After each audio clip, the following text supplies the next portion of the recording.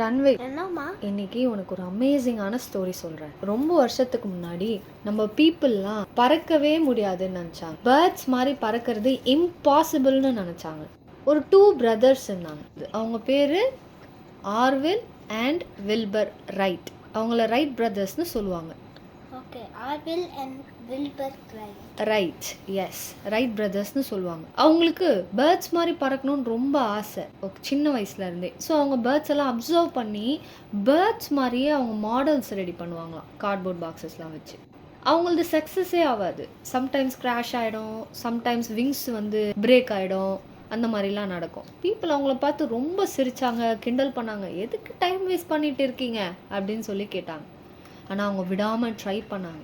அவங்க டிஃப்ரெண்ட் மாடல்ஸை பண்ணிகிட்டே இருந்தாங்க, க்ரியேட் பண்ணிகிட்டே.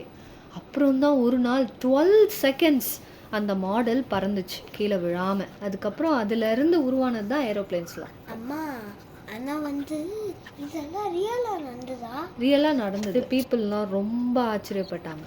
மில்லியன்ஸ் ஆஃப் பீப்புள் வேர்ல்டு ஃபுல்லாக ட்ராவல் பண்ண முடியுதுல்ல.